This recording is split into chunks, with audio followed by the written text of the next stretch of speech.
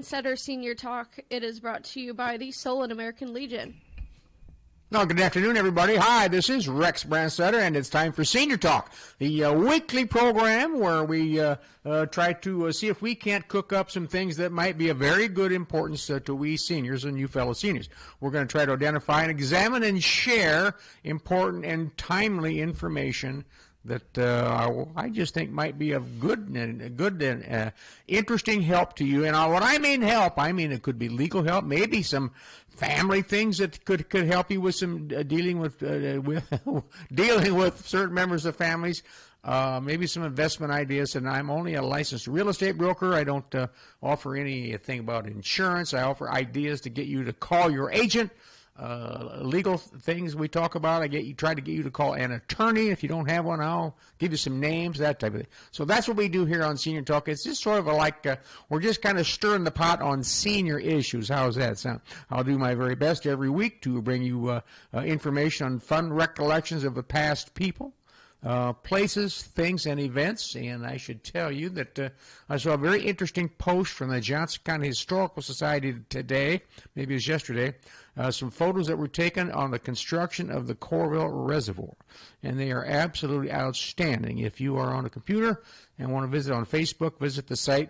It's called So You Think You Grew Up in Iowa City /Corville. Just type in You Think You Grew Up. Go to Google and type in You Think You Grew Up in Iowa City. You go to that. Got some great still photos up there, just outstanding photos of when they put the tube in up there. It's just a great thing. And so that's what I think is of interest today for you fellow seniors. Well, I want you to take a little time out of your busy day, and thanks for joining me, by the way.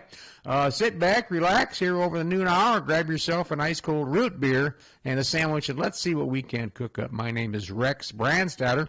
I'm 74 years old, and I think that we seniors have a lot to talk about, and we're going to do that here today. Now, I've been a licensed real estate broker here in Corville, Iowa City since 1974. If you do the math, that's 50 years. What am I thinking, for God's sakes?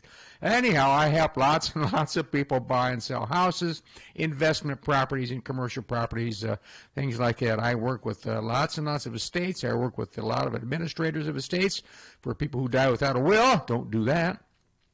Executors of estates for people who die with a will. I work with a lot of attorneys, trust departments of banks, and feel free to give me a call to talk about things like that. My senior line is 319-330-5534, 330-5534. Give me a call, and I won't save your number or anything like that. I'm not going to call you back and put you on my hit list, anything like that. Not a chance of that. So I'd like to start the day by saying goodbye January as of midnight tonight, and I'd like to say that January was doing real well on New Year's Day, and then it kind of went downhill until we bottomed out a couple weeks ago with that crappy big 20, in my opinion, 22-inch snow plus 4 more. We got a few days later about 26 inches of snow, and then of course when all that left, we got the absolute iceberg of 22 below zero, which is bottoming out. That was like a week ago. That was totally bottoming out. We've come a long ways. The sun's out. It's 40, going to be high 40s, maybe even 50 today. So it's we deserve it, for God's sakes. I like sunshine. I'm getting tired of living in like London. We're going to talk about that in a minute with all the fog around here. Today is a great day. Wow, let's soak it in. As I was just telling the folks here at KCJJ, this is fake spring. We probably shouldn't get used to it. But let's take it while it's here. Every day we get this is one less day as we march towards spring. Now, we've got a couple more things. You know, I set some mileposts out on my march to spring, and the biggest one I always have, of course, is A, the sun turning around, which happened right at a month ago, and B, getting rid of January. What I call it getting January in the rearview mirror. And folks, it's going to happen. Tomorrow is February 1, which means that Friday is Groundhog Day, and I never really care what that little creep says. We know it's going to be cold until about the middle of March anyhow. So whatever he says, he says. Whatever they say, he says. That's what it's going to be. So let's just take this weather and run with it. Why not? Well, you know, I mentioned that the fog and things like that. Well, there's a new story out, study, that says that living above the 37th parallel puts someone at risk of vitamin D deficiency. Now, Vitamin D is not something you want to be deficient on. That leads to osteoporosis amongst seniors and other ages. So vitamin D is a very, very important part of our existence, of our diet, things like that. And of course, everybody thinks that the best place to get vitamin D is through sunshine, and that is true. That is a large contributor. Sunshine, we haven't had that. Well, now we do. You could go outside today and just stand outside and soak up some sunshine and call it vitamin D if you like. Well, this thing says the 37th parallel. Well, what does that mean? All right.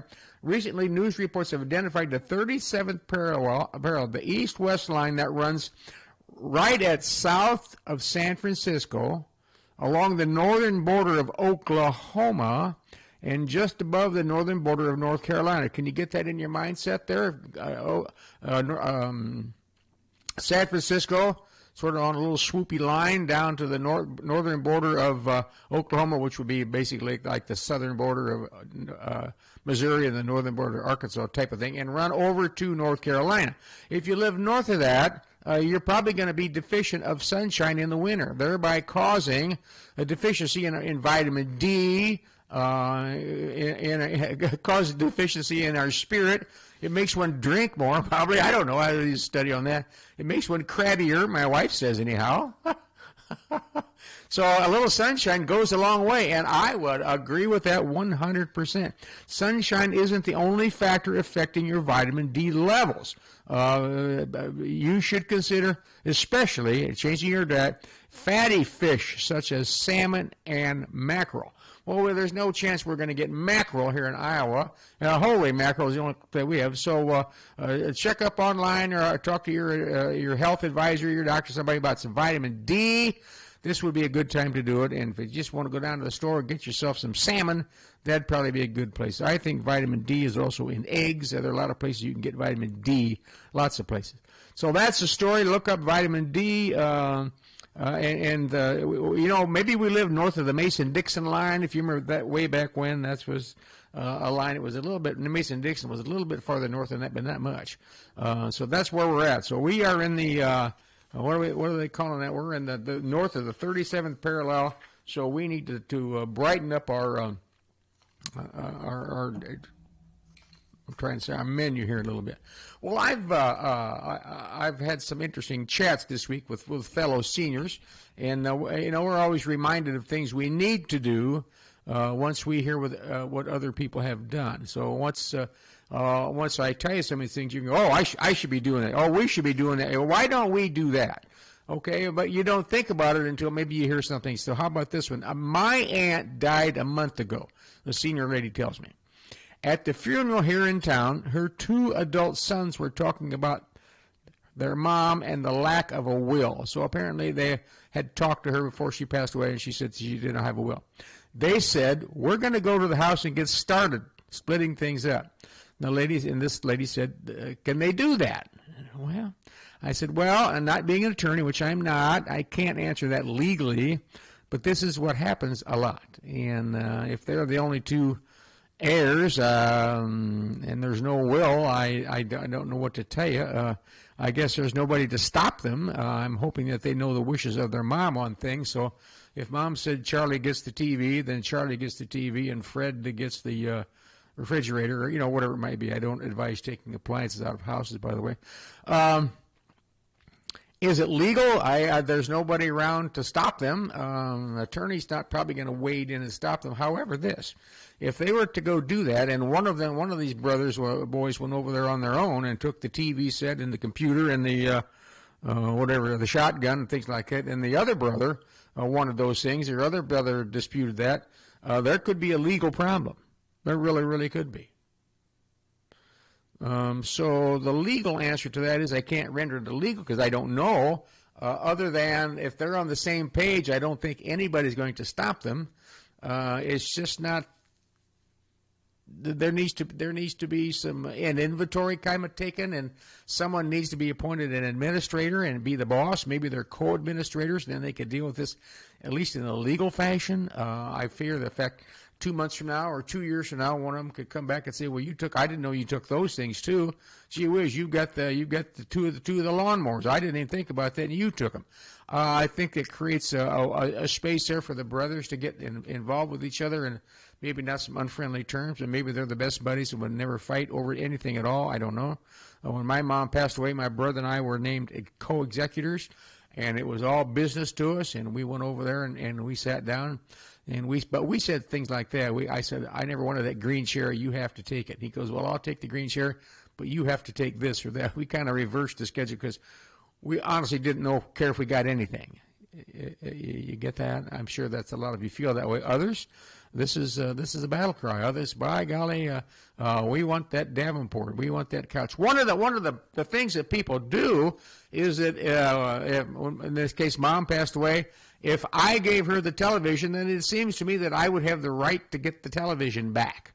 We gave it to Mom for Christmas. So you gave Dad a microwave, and you bought him all kinds of things for his boat. You would have. It seems to me that a logical person would say, "Oh boy, you have the right to get those back, Brother Charlie, if that's what you want to do." These guys going over there and getting started. I can't say that I know the legal answer to that. It just seems a little soon. But that's up to them. So there you go. If I sound wishy-washy, because I think it's a legal answer, and I'm not sure an attorney's going to stop you other than the comments I just made. All right. A senior man advises this. He says, I just found the recorded copy of the deed to our house. I was going through some boxes and drawers, and we bought this house 12 years ago. And he said, I just found the deed. Well, good. The deed is basically what you have in your hand. As long as it's been recorded at the courthouse, it's worthless.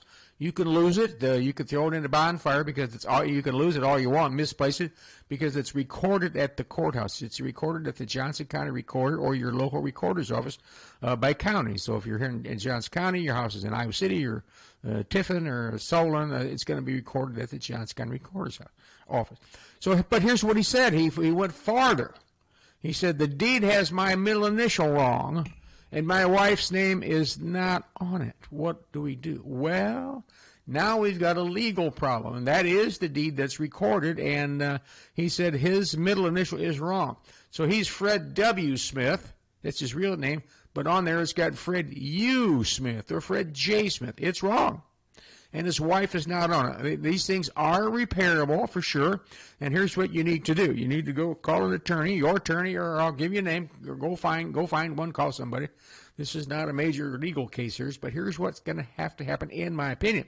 I want you to get it right. I want you to repair it. I want you to fix it, and you can go to attorney. So let's say you already have an attorney.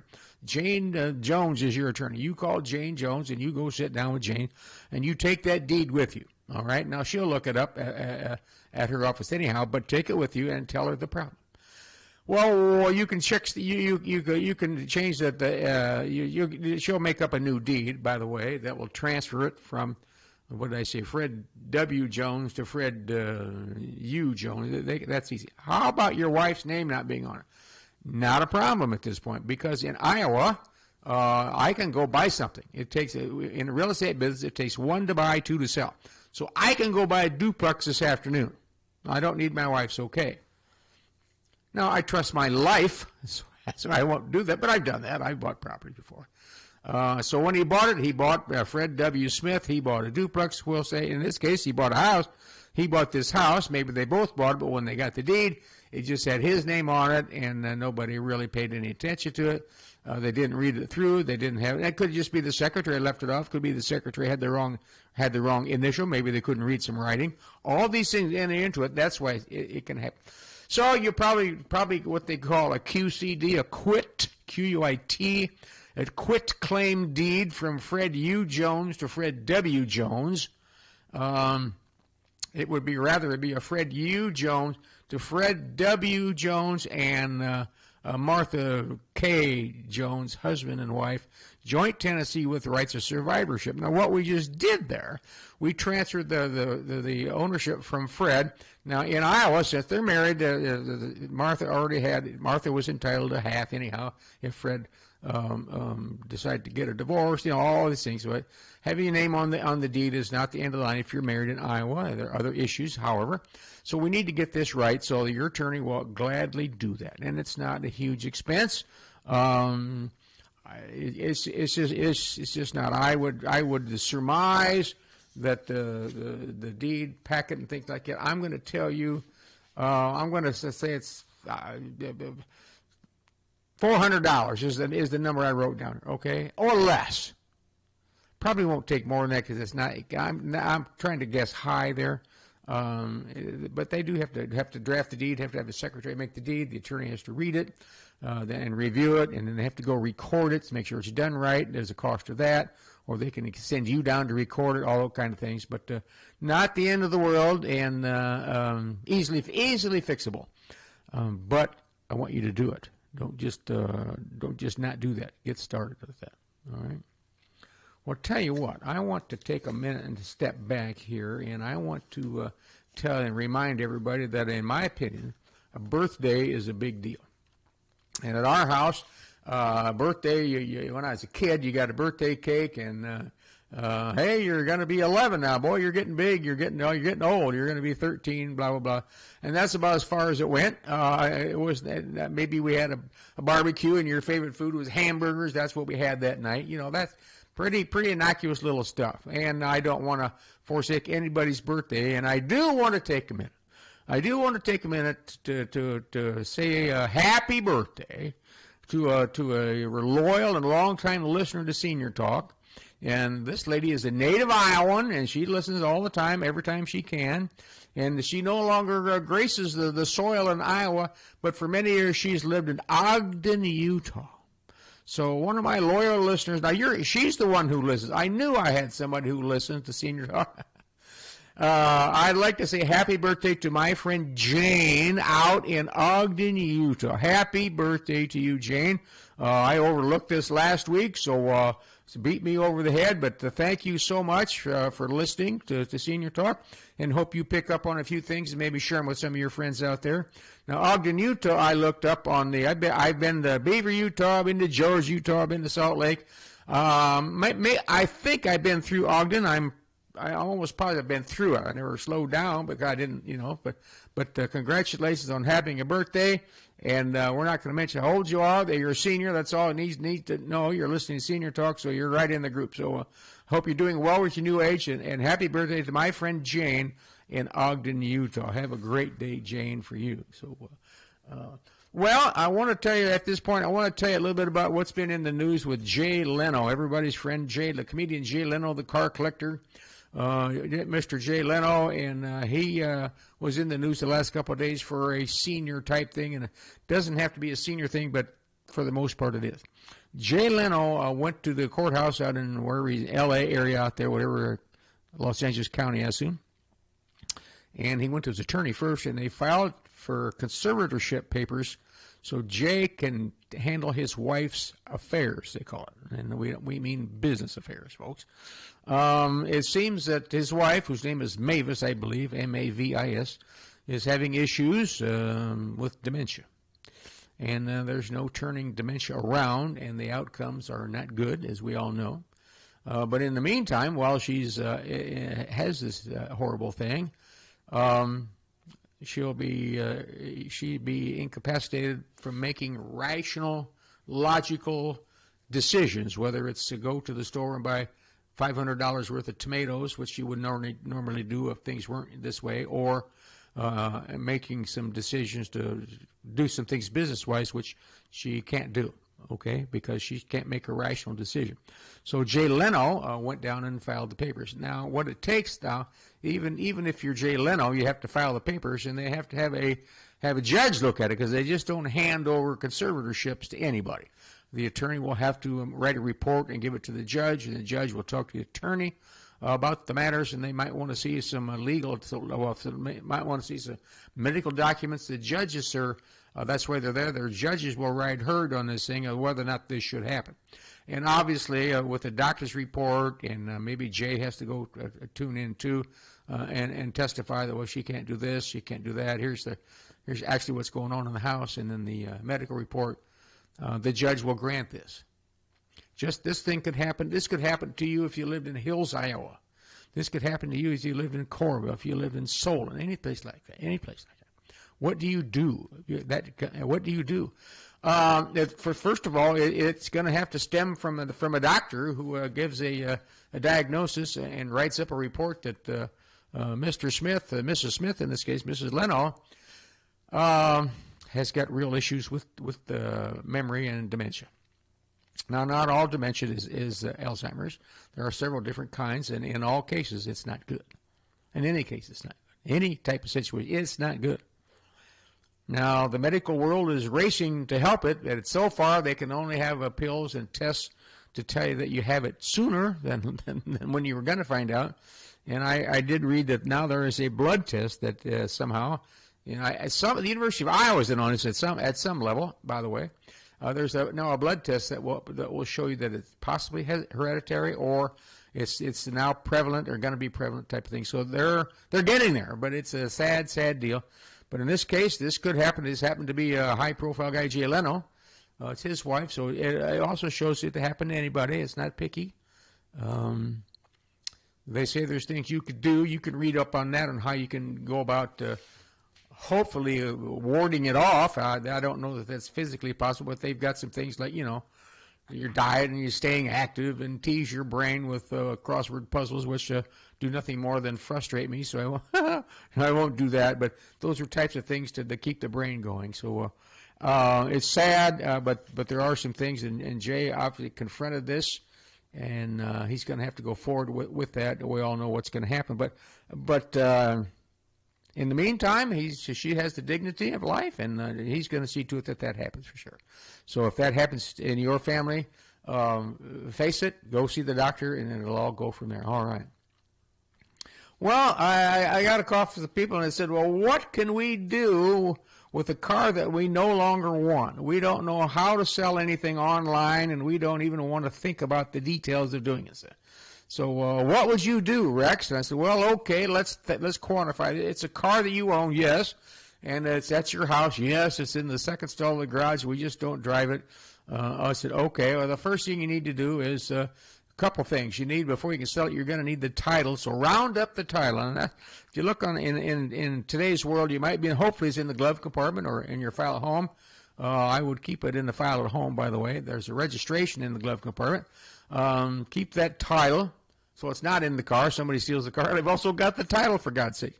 And you're going to need the title in order to sell the car. If you can't find the title, you still want to sell the car, you'll have to go down to the Johnson County DMV and tell them you want to get a replacement, a duplicate title. And you'll have to take down the VIN number, the vehicle identification number, which is on every car, and prove that you own it. And they've got some computer background that once you give them that, they'll show who owns it. It's not the end of the world, all right? So now you're ready to do all that. And she said, now what do we do? I said, now you're ready to sell if you've got the title. And does it run? Oh, yeah, it runs great. It's a nice car. I said, do any of your friends ever talked about, do any of your friends need a car? Anyone in your family need a car? Your kids need a car. I didn't say you had to give it to them. I said, do they need a car? You could put a price on it. Oh, how are we going to get the price? Well, you can go online again, or you can call a dealer. Now, if you call a dealer, call the dealer of that manufacturer. If you've got a Chevy, call the Chevy garage here in town. If you've got a Dodge, call the Dodge garage. This is my recommendation, anyhow.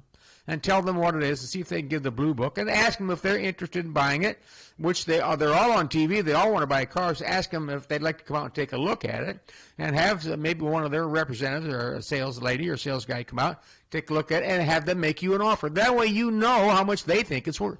Now, remember, they're going to resell it, so they have a little cushion in there.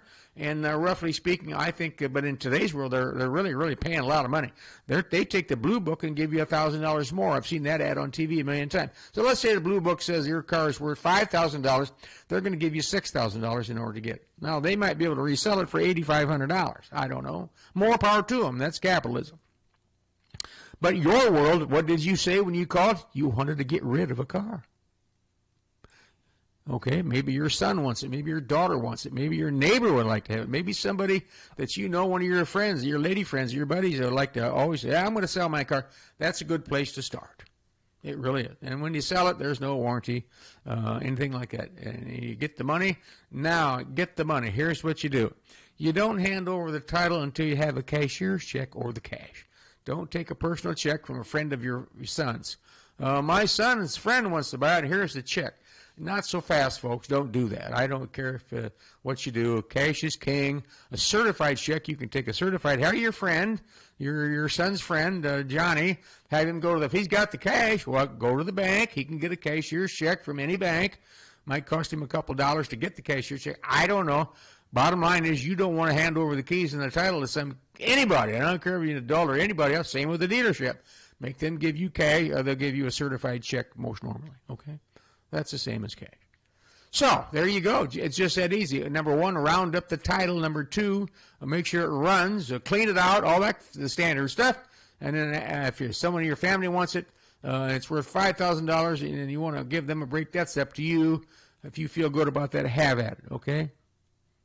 Go to it. If you want to give me a call, how to do that, 319-330-5534, all right? A senior lady sullenly, not suddenly, but sullenly asked, what do we do with our old family photos? Have you been there yet, ladies and gentlemen? Have you been down this road where you've got all these pictures, and there's a picture of you and Uncle Bob, and you and your grandma and grandpa stand out in front of the barn. There's a picture of the picture. You don't really know who's in that picture, or there's a picture of a car or a building. Where in the heck's that? Here's some pictures of your vacation in 1957. That a picture of the Matterhorn at Disneyland or things like that. You don't want, every time you sit down and go through them, you only get about halfway through because every picture has a story. Oh, there's Aunt Mabel. For God's sakes, I remember going down there in the 1950s out to her farm, and there's a story, and pretty soon all you do is sit there and tell stories and think up stories, and you never get to first base. Now you've had it. Now you've had it. You've done all things like that. And this lady says, what do we do with them? She says, our adult kids have, and she said it loudly, so I made it okay. She said they have no interest in them. We've looked at them. She said one nephew we talked to has no interest. And then she says this, and this is exactly where I stand. I'm right here, right with you. We can't bring ourselves to throw them away. Wow. Well, folks, this is absolutely standard of the industry because here we are, depending on your age, at a minimum, you're a baby boomer, so you're one step off, one generation off from the World War II, and the World War II kids, our folks, for most of us, they grew up in the Depression, and they saved everything. They wouldn't throw this stuff away. They'd burn it for firewood before they throw it away, and they're not going to do that. So what do? Well, here's what I would consider, because I've done the same thing. All right. I went through the pictures top to bottom, and there are pictures there that I didn't know where it was. Who was that in that picture? I don't know who it was, and I don't care. I threw it away. I just got rid of it. There's a picture of my mom and dad on vacation in Wyoming, and there's a picture of Devil's Tower. Well, you can get a picture of Devil's Tower. So what? Your parents took it. Big deal. Throw it away. There's a picture of your mom and dad there. I can't throw that one away because I want to keep the pictures of my parents. Oh, I scanned a lot of things and put them on my computer, which when I bite the dust, nobody will ever find them. They'll just go away. So there's no way out of this, folks. There's no way out of it other than the fact that you can't stand to throw them away, neither can I. So I have them in a big Tupperware bin and a couple in my closet in my office, my home office, which has no office, no business in it. I've got baseball stuff in there and a picture of Hawkeye's pennants on the walls, and monkey shine office is what it is. Well, that's where I keep them, in a closet in there, because I can't bring myself to throw them away. But I did go through, and I did get rid of a whole bunch of them. There's 7 people sitting at a picnic table was one of them, and I couldn't tell you. I took the magnifying glass. I have no clue who they are. Well, why do I want to keep that? Throw it away. This is a good rainy day project. You're going to do this in the winter. If you're going to do this in the summer, you're really bored to death, I think, because you need to get out in the summer. So now's a good time to do it. It's February. We've got February and March. Remember I said this is fake spring. We're going to enjoy this every day, but there's still time for you to do some things like this and get it out of your hair. Now, one other thing. If you have historical photos of things in Johnson County. Now, there's a picture of the old Capitol with the 1932 Packard sitting in front of it. You might take a copy of that picture and maybe 22 other pictures you have of some historical places. There's a sign. Here's a picture of the sign for the Dane Coal Company. And I would say, now that's got some history to it. And the Johnson County Historical Society, we call them the Johnson County Historical Society. The Johnson County Historical Society, they're in the lower level of the arena in Cornwall where they play hockey, all right? They're in the lower level, right down there with the Auto Museum. And you could go out there, you could call them, look in the phone book under Johnson County Historical Society, give them a call and see if you can make an appointment, make sure they're there. go out there and sit down with them and show them their pictures. They might scan them. They might say, boy, that's neat. We've never had a picture like that before. We've always been looking for a picture of that bridge. We've always been looking for a picture of that store up in Solon. We've always wondered where that gas station was located in Oxford. Those type of things. Those are things of value. Now, they're not monetary value. They are historical value, and if we all take our little turn on donating things, which I've been pretty good at, donating things to them, it builds up that so other people can see them. And I can take more pride now because they're in a closet of people seeing some pictures that I donated to them, and they might create a display. My uncle, who was a fire chief in Iowa City for many years, Adrian Rittmeyer, he took it upon himself to go through downtown Iowa City in the early '60s on a Sunday morning and take pictures block by block, black and white pictures. It's the only head he had, block by block. When he passed away, I was helping my cousins, his two boys, clean out their home on East Davenport Street, and we came across these big, the old picture of what am I trying to books where you kept the picture, what are they called, and had the four corners, little black things up in the corners, stuff like that. I said, do you know something? I'm going to take those pictures. If you guys don't want them, well, we grew up here in town, we don't know what to do with them. So I took those pictures to the Johnson County Historical Society, and they blew them up to maybe 8.5 by 11 type of thing. And they made a really nice display out of them. The University of Iowa came out and looked at them. And they made a wonderful display about downtown Iowa City in the 60s. They really, really meant something. They're still out there at the Historical Society. So that's the power of what you might have in your very own home. All right. So that's what, at a minimum, I want you to do this. I want you to round them up. Number one, round them up and put them in a Tupperware, then you can go through them later. But don't be afraid if you throw some away, and there's not much you can do about it. It is what it is. I want to ask you a question here. Let's get personal. How does your garage look these days? Well, ours is damp, chilly, and in need of sunshine and a good cleaning. Well, can't give it a good cleaning now because I don't like to keep the door open. I had the door open for a while yesterday because the sun's out, and I wanted to get some fresh air in there, get some air moving in that garage. Today also, I should tell you, would be a wonderful day to open up the front door of your house and a couple windows and get some fresh air into your house. It is proven that fresh air heats and cools better other than old stagnant stinky Rex air after I've been in the house for 2 months, okay? So this is a good time. This isn't spring. This is fake spring, but we're going to enjoy it, and that's one thing you could do, even if it's for 20 minutes. Doesn't have to be all afternoon, for God's sakes. Open up the front door and the rear door or a window for 15, 20 minutes. Just get some air going out. Wow, isn't that something? I'm sure we can all do this. Now, let's take a little history test here. Which town in Johnson County was known internationally as the home of the world's largest stump puller manufacturing company? Which town in Johnson County was known internationally as the home of the world's largest stump pulling manufacturing company? Now, there are some hints in there. Johnson County, it's a town, which means it's smaller. I'll give you 3 choices. Number 1, now as the home of the world's largest stump pulling manufacturer. Lone Tree, Solon, or River Junction. All right, I have a vote down here that I'm being flagged down. Lone Tree, is that right? That's not right. Is Solon correct? No. Is River Junction correct? Yes. Where is River Junction? Well, River Junction is right real close to Lone Tree. So if you said Lone Tree, I'm going to give you a C- because you were close. You were about 5 miles away. River Junction, we're at Rex, River Junction. You know what River Junction is called? Do you know this term, the local term for River Junction? It plays right into the stump puller. It's called Stump Town. Did you know that? River Junction is called Stump Town. How do we get to Stump Town, Rex? Here's what you do. You get on Gilbert Street in Iowa City, which is locally known as Sand Road, and you drive south on the Sand Road, you'll come to Highway 22.